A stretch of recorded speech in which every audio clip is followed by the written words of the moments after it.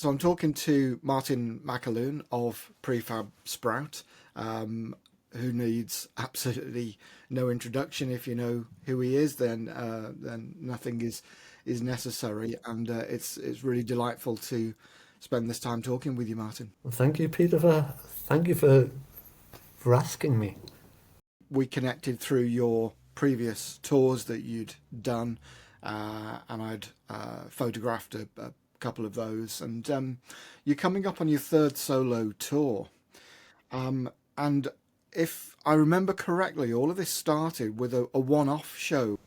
It was in Hexham at my friend Ben's venue, the Vault in Hexham, and Ben has an art gallery upstairs, and he'd show my work in the art gallery. He's got a stash of guitars down there, and he's got a venue, and he saw me. I'd been playing bass for him, and I don't really play bass, and I haven't for quite a long time. And he saw me playing the guitar and singing. I think I did Appetite, and he just said, "Oh, I'll give you a gig." And I kind of wanted him to say that, but I didn't know how to ask him. So I got up and said, and I like kind of forced his hand a bit. I kind of took the guitar off him and passed him my bass, and I just started to play. So when he said that, I thought great, and I got a couple of other gigs at Clooney in Newcastle, and a mate's show in Stockton. Paul in Stockton gave me a gig, so it's kind of from the pandemic up until that point, I'd thought about it. I thought, I know these songs. I'm not a singer, but I also remember our Paddy not being a singer, and when we started out, me, our Paddy, and the original drummer Mick Salmon, we spent a lot of years not playing gigs, probably because we were very young. But I mean, I'd only been between 12 and 16 when we started doing this. But we thought we'd need a proper singer. And the reason why we bought a PA system in the first place was to show that we were professional and that a singer would want to join us, like a male lead voice, to do these songs justice.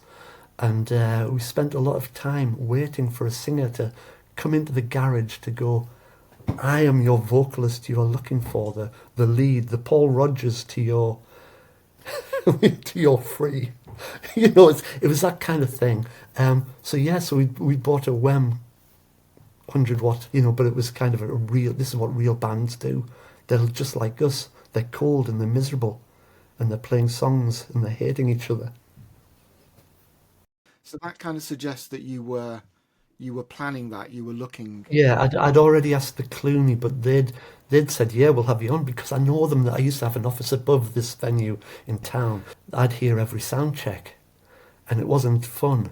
And so when I asked, I said, if it would be possible to put a gig on here. I didn't know how I was going to get an audience there. I was thinking of doing an invited kind of masterclass because I was so trepidatious about singing. I thought nobody would be actually interested in buying a ticket to see me sing or hear me sing. But I just fancied doing that. I used to lecture, so I kind of know how to handle a crowd of people who don't respect you. So I thought that would be one way of doing a gig, would be to do it as I could talk about the industry and play some songs, which is what I used to do. I find that interesting, the idea that you were having to find venues and see if they were interested, because in my mind, as a lifelong Prefab Sprout fan, any venue in the country or even the world would be cancelling other acts to have a chance. From my perspective, it's always been that was something that happened a long time ago. You are old and grey and invisible, and younger people get the gigs. Younger upcoming people get the gigs, and I never really thought that we had. I know that as a band, and I know that our Paddy has a lot of kudos and respect, and he could do those things. He could put a band together quite easily, and I know that he's probably bothered by a billion agents regularly saying, "We'd put you on." I've had those kind of conversations recently where people will get in touch saying, put a band together, do this, do that. We can get, we can get the biggest names on the planet. We can get Steely Dan's backing band. I know these people. I've got no interest in that. I'd rather play, you know, for fun. I enjoy going out. It gives me great pleasure to go out. I'm kind of excited. I'm nervous as well. I'm nervous about going out, but when I'm out there, I love it. And I don't really need to be. I think Joni Mitchell said about Thomas Dolby's production once, that she felt she was being interior designed out of her songs. And I think that if I was to put together a band of top session players learning the albums, I would. I've done that. I don't need that. I don't. I just. Yeah, and I'd rather fail happily than go out and just do something that might satisfy a number of people and sell lots of tickets. But I actually like driving, and I like gigging. I like being out there. I spend a lot of my time folding t-shirts, but it's quite enjoyable. Who thought at the age of 63 my main occupation would be folding t-shirts and organising the sizing? Is that a return to how it was in the early days? Yes, yes, it's definitely that. I loved, I loved filling the van and roadieing. I just enjoyed being useful. I don't know. Sorry, it's terrible. It's my little fetish. Give me a van, an elbow, and do it. Well, it's something that has been on my mind for a few years, and a lot of other people are around the same sort of age that you and what you were saying about younger artists, that feeling that you are useful to society because of the things you know or the things that you do, and you reach a point where your knowledge, especially people who are in sort of technical jobs, that knowledge becomes obsolete, and then that person becomes obsolete, and trying to find ways to hang on to that sense of being valued. Most of the things that I've ever done have been hobbies that have then turned into something else. So the music was a hobby. I've done a bit of photography, but it was a hobby. I was never that good. My eyesight's not that great. Hanging around with Thomas Dolby, you pick up on things that I was probably early to certain things. I wasn't geeky. I was just curious about a lot of things that he'd be talking about. So when I started to do things like that, you realise that you have a lot of knowledge, but that knowledge is becoming obsolete because of the internet. But at the same time, you're gaining knowledge as well. What you do have, which people in business don't see, is that as you get older, your voice becomes less relevant because you're being further and further removed from things. But your knowledge of human nature is vast, and human nature runs any business. And it's dog eat dog, and it's all of those things that you see Alan Sugar banging on about on television to his acolytes who are running around. But you can see what he's getting at, and nobody would turn around to him and say, your knowledge is obsolete. But if you're in the music industry, you presume to be obsolete because you're 40 years out of date. Just picking up on something that you said earlier, I've seen you three times now over whatever it's been, 2 or 3 years, and it's seemed to me watching you play that your style and your repertoire and your confidence have grown through that time quite dramatically. And I wondered how you felt about that. You talked about being nervous and but sort of loving the fun of doing it. When I started out, my first gigs in Hexham, I thought I was in control. I was quite nervous before it started, and I went up on stage, and the first 5 songs, my fingers had turned to sausage, and I couldn't get through the first 5 songs. It was appalling, and I didn't feel nervous in myself. I felt that my patter was okay, but my hands just wouldn't work. and it was shocking to me. So I do know that I am affected by the nerves, but it probably didn't come out quite the way I was expecting. The second round of touring, I broke out in eczema. So, those kind of things, you don't expect them, but that's how it takes its toll. This last tour, I was much more confident. I kind of, in the early days, I was apologising for my singing all the time, and then you realise you can't go around just apologising, just get on and do it. And I think that the last tour I did, I enjoyed it. I don't know whether my singing ain't great, but I think I make up for it with how I phrase the guitar parts to bolster the notes that I'm meant to be hitting with my voice, um, and that's kind of like fun. I like playing the guitar and taking the songs, combining the interesting bits of the songs. I don't really listen to the albums. I kind of have an idea of what the songs go like in my head. I have an idea of the bits that stand out from the records, any features that come out, and I try and incorporate those features into the playing. Um, I have listened to Steve McQueen in the last 2 weeks, um, and just to pick up on, are there any other features in there? Are there any other things that pop out that you think, oh, I've not really been handling those bits, like the solo in When Love Breaks Down. I hadn't even thought about incorporating a solo into it, which is, there's several solos in it. Um, yeah, I just changed that completely, but I do like changing them completely as well. So things like Q Fanfare, I did it as a slow waltz, whereas it's actually like this disco waltz on the record. But you can have fun with it, and a song Don't Sing, I kind of, yeah, I do like messing around with them, but you never know whether the audience will go with you on these little journeys. But yeah, I'd say yes, my confidence is growing. And I'm not, I think one of the things was, when you first start doing this, nobody tells you. You think all you have to do is go out and sing. But when you go out, you have to remember the lyrics, the order of the lyrics, and think on your feet. If you make a wrong lyric, you end up rhyming the wrong lyric with another wrong lyric. And then you learn that mistake. So the next night you do the same stupid rhyme. And I did this on I Remember That. Things like that, you don't know what to do with your feet. Some people would say put them in your mouth, son, because you can't sing. But you're looking at your feet thinking, what the hell?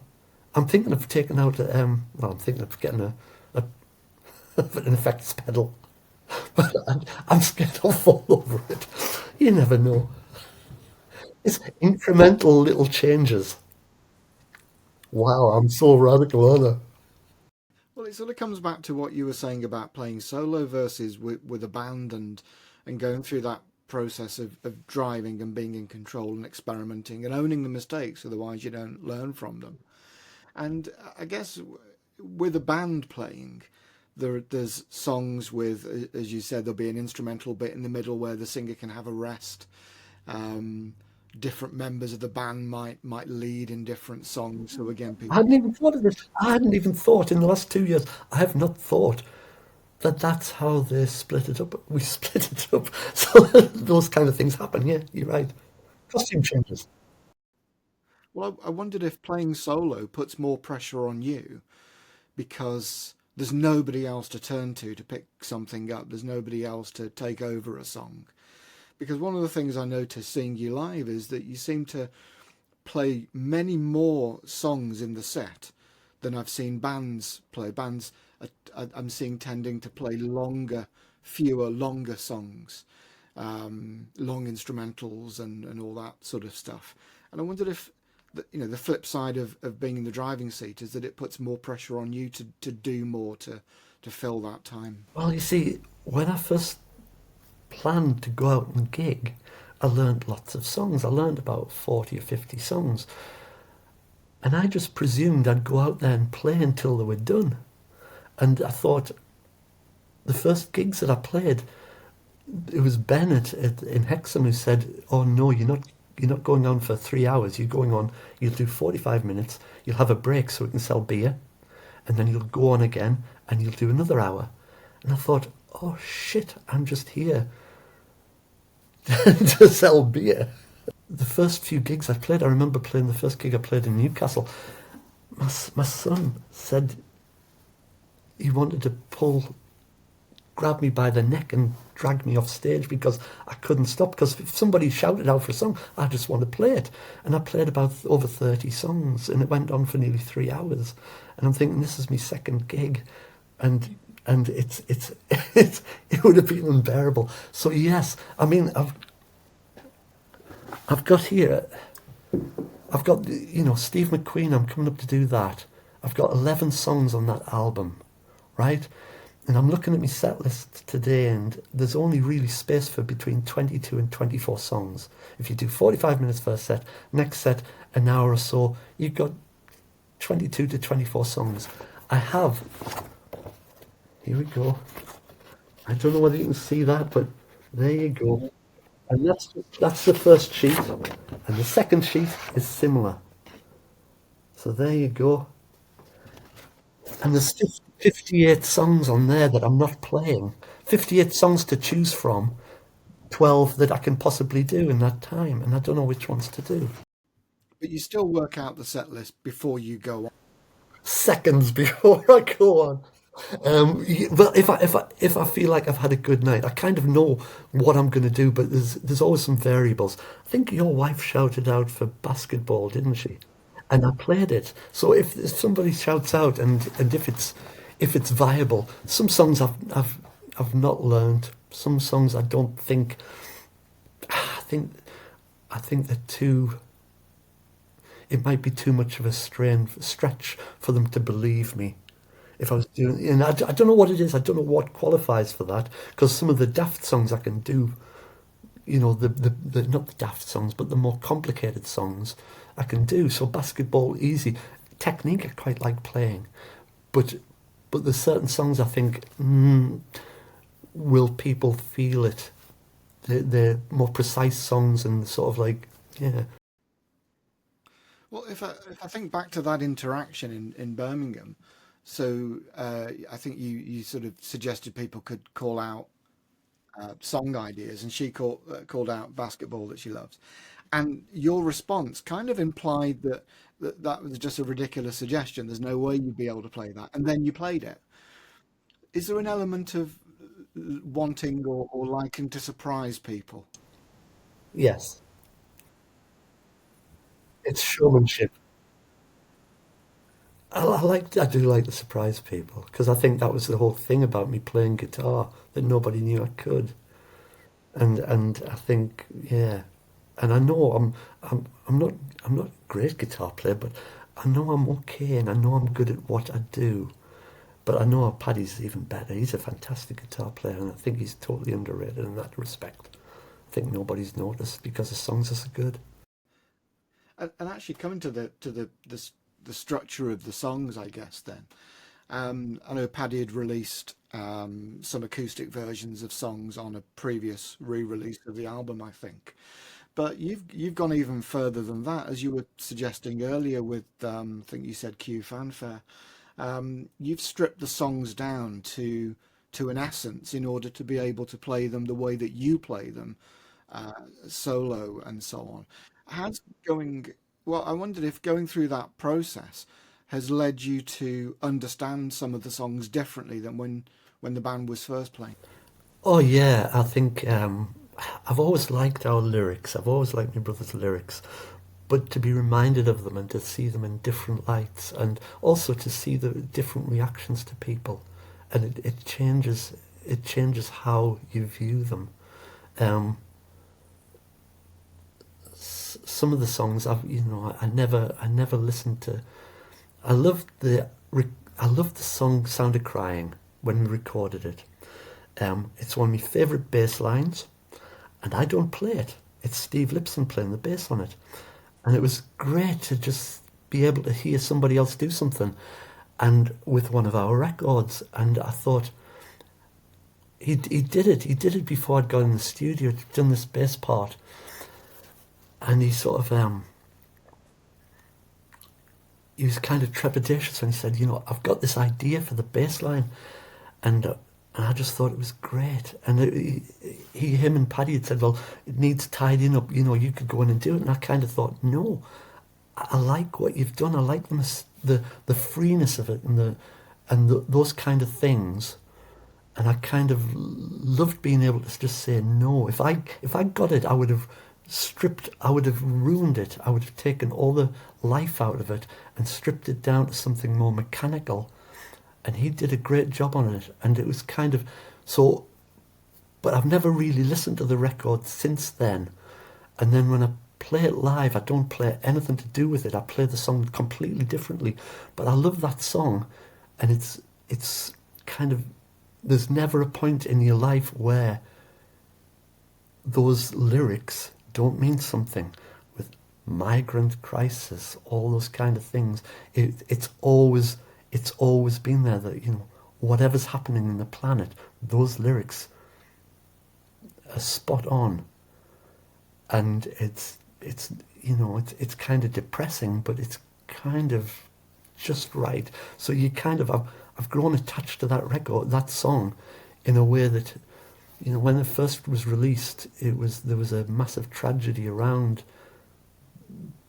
happened at the week of that was released, and it colours how you listen to those things. It colours how you involve yourself with. And I don't really listen to my records, but that song, I can't really listen to it because of the tragic surroundings that came out at the time of its release. But you can still connect with it through playing them, and yeah. So that's just one instance, but and I've probably rambled and probably doesn't make much sense. It's happening in my head, the thoughts, but whether I'm getting them across enough, I don't know. Well, it sounds like that's the kind of process that you're going through with many, if not all, of the songs, as you are having to figure out how to translate the song onto just one guitar. And you're having to go through that exact process, almost separating the emotional attachment you have to the song in that instance from how the hell am I going to play it? There's something very full about the chords and the melody and the harmonies, and you've got a melody and a lyric. You've got the lyric sitting on top of a melody. You've got the melody being supported by something. Now, whether that's chords or individual notes or whatever, it doesn't really matter. It's a structure that you put under the melody and the lyrics. And if you can't hit the melody with your voice, you can still provide the support to make it feel the lyrics come across. And I don't know whether I'm explaining that very well, but I can see, if you were building a bridge and the melody was the root of the bridge, and the terrain underneath it is valleys and urban spaces and all kinds of stuff, you build something that's appropriate for all of it. It all has to work together. Yeah, each song is you've got to go with each song individually. Some of those songs, the songs that Paddy wrote with Jimmy Nail in mind, some of those songs, they were on The Gunman and Other Stories, that record. Those are more traditionally produced records. The chords are more traditional. The melody sits above them like a country record. But you've still got bass notes coming through that alter the texture of the support. Forget chords, forget all those things. It's the support of the meaning of the song that you've just got to get right. And if that means taking out all guitar and doing it with something else, I would. And some of that support traditionally, and when the albums were recorded, obviously came from a band. And you've said previously your reasons for not wanting to put a band together. 40th anniversary of the album. I'm not against putting a band together, but it would not be to go out doing the expected. And the last tour we did with the band we didn't do as expected. I don't think we went out just as a little four-piece. And I think that was 2000. I saw you then, May 2000. I saw you in what? Yeah, that's right. Yeah. What stood out for me in that, when I remember that 25 years ago, was that when Love Breaks Down started, somebody made a mistake, and Paddy stopped the song and started it again. I think, yeah. I mean, I've done that a few times, where you just, if you forget the lyric or something like that, or you've got to go back and do it again. I mean, I think I was in Belfast, and I started I Remember That, and I couldn't remember it, and they looked at me like, "Is this a joke?" But it wasn't. It was, and I tried to play it 3 or 4 times. I just tried to start it, couldn't do it, and then I just played the rest of the set. And at the end of that first set, I just went into it without an introduction, and it worked great.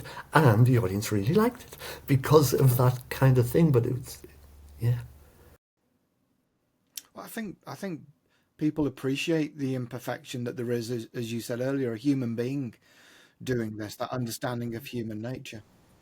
I think I'm happy to go with imperfections, but sometimes you just think, no, I don't want this sitting on my shoulders like a weight that I can't go out and play it tomorrow because I'm worried about it. You just have to bite the bullet and get on that. Well, I just mean that evolving process, the fact that you'd stop and restart a song if you needed to.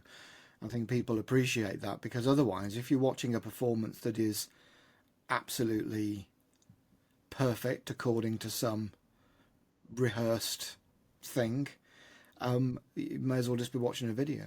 We're paying to watch human beings do what humans I do. went to see a great jazz musician and band, Kamasi Washington.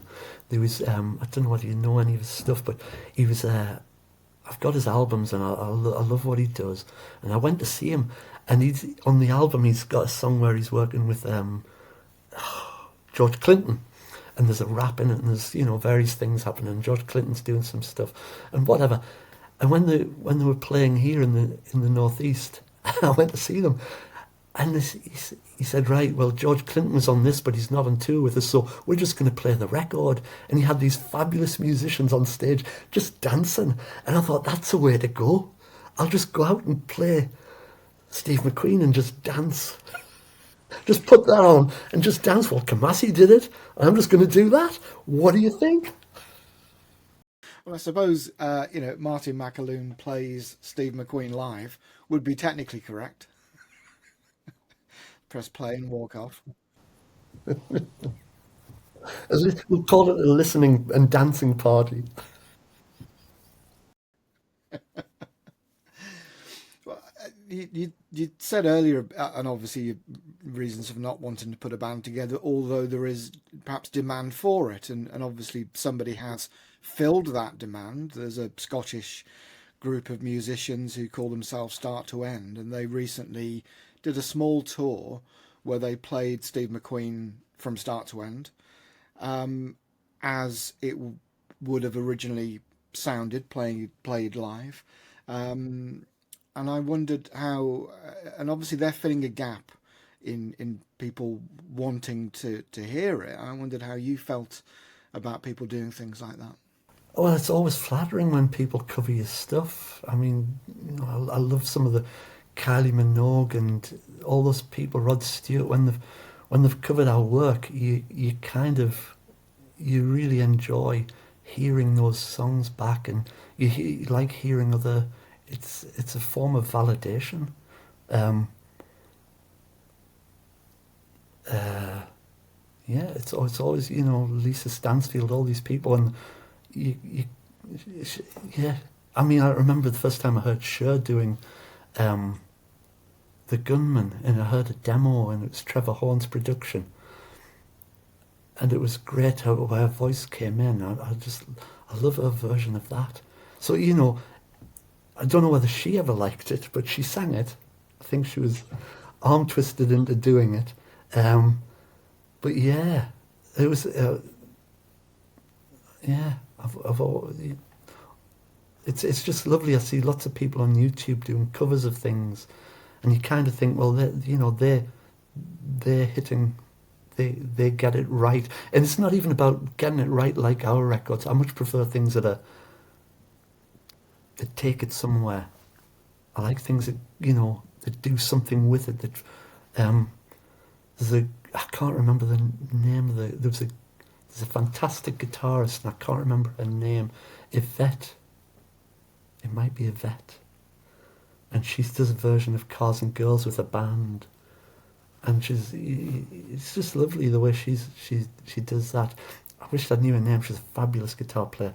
I could go Google, but I can't do two things at once. Well, start to end are very keen to say that they are not a tribute band, and that's not what their project is about. But there's a lot of beloved bands over the years where band members have gone their different ways, and we end up with just often just the lead singer, the front man, just continuing on in the name of the band. So Martin Fry tours as ABC, Nick Van Eed as Cutting Crew, Ian Brody as Lightning Seeds, Green Gartside as Scritti Politti toured a few years ago. And I often wonder if in a way those people have become their own tribute bands, carrying on the name and performing the music in the same way. Well, the story I heard about Brian Wilson, bless him, and the Beach Boys coming back, the reunion thing was that he had seen the band, as a tribute band, and he joined the tribute band. And I thought that was an ingenious way of cutting out on rehearsals and expenses in putting a band together. You go out and just join a tribute band. Is it possible to describe you as a Prefab Sprout tribute band or tribute act? Um, if I don't do it properly. To be a tribute act, I'm kind of different. What am I? Am I a tribute act? I don't know. Some people probably walk out and go, "That's not a tribute, mate. That's a disaster." I don't know. I don't think so. Am I a tribute act? I don't know. I can't answer that one, Peter. You've stumped me.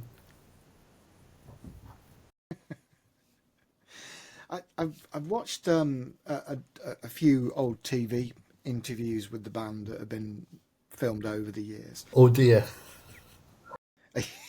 Well, I saw one that was a Saturday morning TV show, and they had people phoning in with questions. And somebody phoned in and asked, and this was at the time of the album being released. So somebody called in and asked, why is the album called Steve McQueen? And Paddy's answer was something like, he figured it didn't really matter what things are called, and so just call it anything and call it something that people would recognise and people would like, rather than trying to come up with some clever, unique name for it. And that just seemed to me to connect with something that crops up in the lyrics of some of the songs. So, for example, Nightingales, which is my number one favourite song of all time by any artist, has the line, if we sing are we nightingale, shine are we stars. So a thing just is what it is. We are what we do. And I wondered if there's a theme of identity and what we call things and taking things at face value and people being what they do. Is there a theme of that or something that connects that running through the music? I'd find it hard to talk about anything that my brother's written in terms of what his meaning behind any of it were. I'd say from a, almost like a daft anecdotal kind of thing. I'm I kind of an anagram of my name is microtonal man. So I feel compelled to be microtonal man. Um, and so therefore any wrong notes are quarter tones and fit within my realm. That's how I justify a lot of it to myself. But I can't really answer the I can't really answer your question in a serious manner with any intention of our paddies behind it. It just struck me as an intriguing thought about identity, um, because if we apply that to you, you're singing, and that makes you a nightingale according to the words of the song. So, by performing Prefab Sprout songs, you have become Prefab Sprout. I've become I've become a performer of them. Um, I'd say I yeah I think Martin Fry, Green Gartside, they've probably got the right to say they are to travel under that moniker. They're Paddy's songs. They're not my songs. I they're he's written them. I I am part of them. I can't, my DNA, my fingerprints are all over them. Um, but they're his, and it's his thing, and it might have happened because of me, but it's still his thing. But it's that kind of thing. So I've got a say in it. Same with Wendy and Neil and Keith and our manager and all those kind of things. And Muff Winwood at Sony, they've all had a part in it, so they have a right to be acknowledged or in some way, shape, or form encompassed in the aura of it or the myth of it or any of that. And from what you're saying there, and thinking about the kind of things that you say in the live shows, I'm sort of hearing a respect or even a reverence for the music rather than as you've said there, an ownership or a dominance of it. These songs, they mean the world to me, and I've kind of you know I've helped nurture them, so I'm very proud of them. But at the same time, you don't know where they're going to go next. You don't know how they're going to either sum up an event or be a part of somebody's life in the future. They're still out there working those songs, and I'm just doing my thing. But when you see the reaction of people in the audience and what they mean to them and how they've been in people's lives, it's like it's overwhelming. But you don't know what they're going to do next, or where they're going to go, or what who's going to hear them in the future and be moved in certain ways to do certain things. You have no idea, and you rarely get to hear that. So when you go out after 40 years, after 10 years, 20 years of not touring, and to go out and meet this audience that you've never really seen and that have grown up with those songs, and to hear it back, it's quite overwhelming. It's great, but it's overwhelming. And I like it. I'm addicted to it. And I think the audiences love it too, equally. Um, you've been interviewed a lot over the years. Um, what would be a question that you've never been asked by an interview, but you always hoped that you would be asked? What strings do I use? No.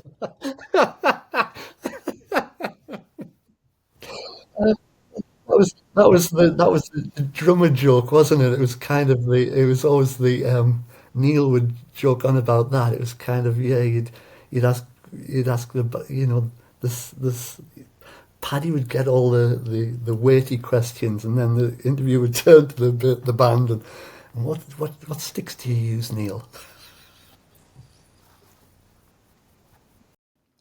So, Martin, the tour is running across the UK from October to December, and all the links and the dates and everything are on your website, which is martinmcaloon.com. So, what do you have planned for us for next year? Nothing's planned. Would like to take this further. So, you know, I kind of have, because I'm a because because I'm a lunatic and a solo guy. I also have solo team meetings.